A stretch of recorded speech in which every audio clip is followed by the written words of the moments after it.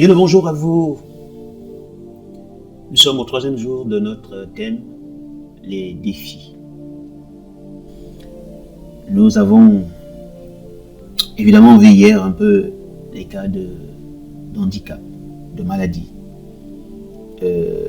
Comment nous pouvons évidemment relever ces défis. Je voulais parler aujourd'hui spécifiquement d'handicap, pour terminer dans cette première partie, avant de passer aux défis naturels. Parfois, lorsque nous avons des handicaps, nous les prenons comme en fait des situations sur lesquelles nous nous basons pour ne pas faire du tout d'effort. Moïse voulait se cacher derrière le fait qu'il ne sait pas parler. Gédéon a regardé son âge et sa famille. Il a voulu se cacher derrière ça. Jérémie a dit qu'il était jeune. Toutes ces personnes ont voulu se cacher derrière cette situation. Mais grâce soit rendue à Dieu que finalement, Dieu est parti de cette situation-là pour leur montrer qu'en réalité, au-dedans d'eux, ils étaient autre chose que ce qu'ils voyaient sur leur vie. Je voulais parler d'un de nos contemporains qui réellement m'inspire beaucoup. C'était un jeune homme. C'était un évangéliste australien. Il s'appelle Nick Vujicic. C'est quelqu'un qui est né sans bras ni jambes. Sans bras ni jambes. Mais que l'amour de Dieu a permis que les parents le supportent et créent un environnement qui lui a permis de pouvoir faire des études. Il raconte son histoire qu'à l'âge de 8 ans, il a fait tout pendant que les parents n'étaient pas là. Parce que quand il a regardé sa vie, il a regardé les autres autour de lui. Les autres ont des pieds, les autres ont des bras, lui n'a rien. Il s'est rendu compte qu'en fait, c'était un boulet pour ses parents.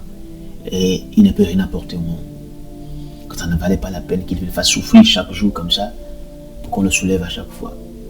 Qu'à côté de la piscine, il s'est jeté. Parce qu'il savait qu'il ne pouvait pas nager ni rien. Pour mourir.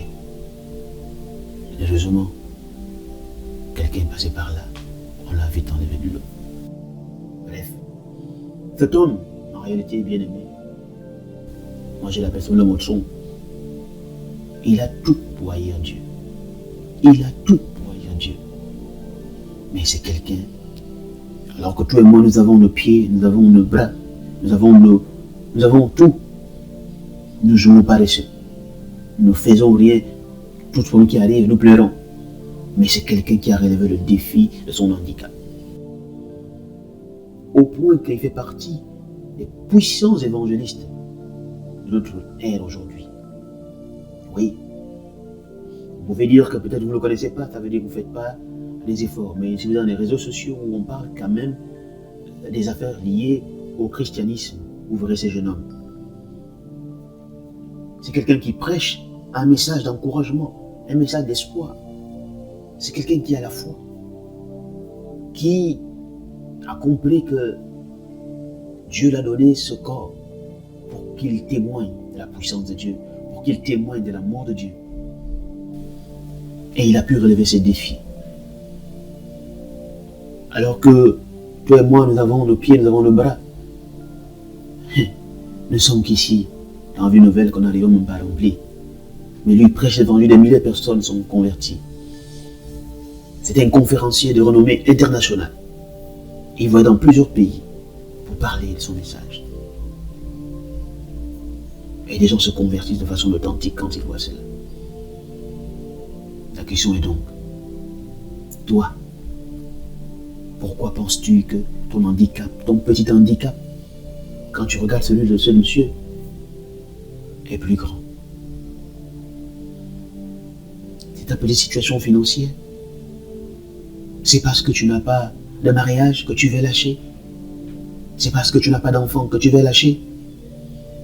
C'est parce que tes affaires ne marchent pas comme tu veux, que tu estimes que c'est fini, Dieu t'a abandonné. Non, bien-aimé, tu es capable de relever ces défis. Tu es capable. Et je t'y encourage. Que vraiment, essaie de regarder cet homme. Et regarde-toi. Et dis-toi que tu dois faire mieux. C'est vraiment ce que je peux t'encourager. Ce qui nous amène au deuxième point qui concerne les défis naturels. En réalité, Les défis naturels, c'est simplement des défis qui concernent en fait notre environnement, qu'il soit immédiat ou lointain. Il y a dans la Bible plusieurs cas. Je vais prendre 2 exemples et t'encourager.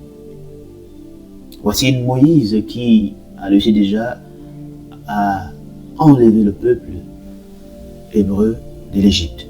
Et ils sont au désert.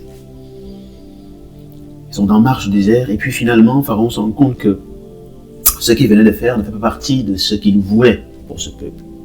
Et il décide de les poursuivre. Et il se dresse devant le peuple un obstacle naturel, la mer Rouge. La mer Rouge. Quand le peuple voit cette situation, eh bien, c'est fini pour eux. Ils déclarent donc des paroles négatives, des paroles fatalistes. Voici donc ce que Moïse va déclarer dans Exode chapitre 14, verset 13. Ne craignez rien, restez en place et regardez la délivrance que l'Éternel va vous accorder en ce jour. Car les Égyptiens que vous voyez aujourd'hui, vous ne les verrez plus jamais. En réalité, Moïse, en déclarant ces paroles, ne savait pas ce que Dieu devait faire. Mais il croyait. Il a décidé de relever ce défi. Parce qu'il savait que Dieu a dit que son peuple doit aller à Canaan, doit posséder Canaan. Et que rien ne peut empêcher cela. Ce n'est pas une mer, ce n'est pas la rivière, ce n'est pas une montagne, ce n'est pas quelque chose dans ce sens qui peut empêcher que cela s'accomplisse. Dieu fera quelque chose. Et c'est l'attitude d'un guerrier. C'est l'attitude de quelqu'un qui a une vie d'intimité avec Dieu. C'est quelqu'un qui relève toujours les défis parce qu'il sait qui il sait, parce qu'il sait à qui il a confié sa vie. Et le Seigneur a fait le miracle. A fait le miracle et la mer s'est asséchée. La mer s'est asséchée et il a pu évidemment traverser à sec, n'est-ce pas, cette mer-là. Et quand les Égyptiens ont voulu les poursuivre sur cette voie, la Bible dit que la mer s'est renfermée sur eux et ils sont tous, l'armée a tous été décimés. Le deuxième exemple, évidemment, toujours par rapport à ce peuple. Alors que ils doivent évidemment aller à Canaan, mais il y a des nations qui se dressent devant eux. Surtout lorsque Moïse envoie ses espions, 10 espions pour aller vérifier le pays. À leur retour, il y a 8 sur les 10 qui sont négatifs, qui sont fatalistes, qui sont défaitistes. Mais 2 sortent du lot, Josué et Caleb. Et ces derniers, évidemment, tiennent un discours contraire. Ils déclarent qu'ils peuvent relever le défi. En Nombre, chapitre 14, verset 8 à 9, on lit « Si l'Éternel nous est favorable, il nous mènera dans ce pays et il nous le donnera. Et ne craignez point les gens de ce pays, car ils nous serviront de pâture. Ils n'ont plus d'ombrage pour les couvrir. L'Éternel est avec nous. Ne les craignez point. » Oui, c'est ça l'attitude d'un guerrier. C'est l'attitude de quelqu'un qui se lance dans des défis et qui comprend qui il sert. Il comprend qui est l'Éternel, son Dieu. Et c'est ce que je veux t'encourager, bien-aimé, à comprendre. Qu'aucun obstacle naturel ne devrait t'empêcher d'avancer, ne devrait t'empêcher d'aller de l'avant.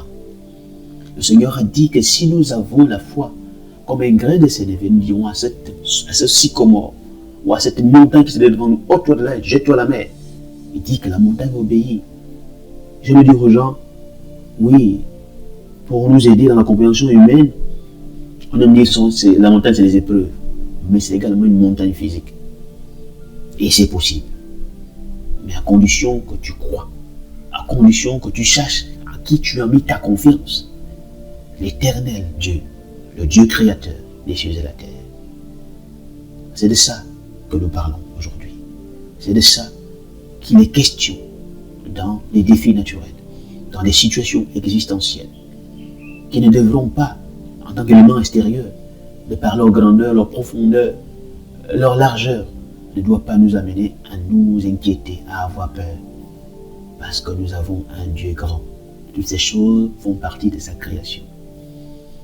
Que les ennemis, qu'ils soient costauds, qu'il soit mieux armé, ne nous inquiète pas, mais que nous ayons confiance en Dieu et que nous soyons capables de relever ces défis. Nous avons vu l'introduction le cas de David devant Goliath. David est sorti vainqueur parce qu'il a eu confiance en l'Éternel. Humainement parlant, devant Goliath, David n'était que la bouchée. Devant Goliath, David n'avait aucune arme. C'était une fronde avec des pierres. Ce n'est pas réglementaire, mais il est sorti vainqueur. Je t'encourage, bien-aimé, à faire autant. Voici quelques paroles que je voulais partager avec toi aujourd'hui. Seigneur, je te bénis encore, Dieu, pour cette parole d'encouragement pour mon frère et ma soeur. Que rien de ce qu'il peut voir de ses yeux physiques, Seigneur, ne l'empêche d'avancer avec toi. Mais plutôt qu'avec toi qui comprenne que cette situation présente, cette montagne, cette rivière, cet océan, quelle que soit sa largeur qu'il étale devant lui, n'est rien devant le nom de Jésus. N'est rien devant le nom de Jésus. Et qu'il défie, et il sortira vainqueur. Merci encore pour ces quelques paroles. Sois encore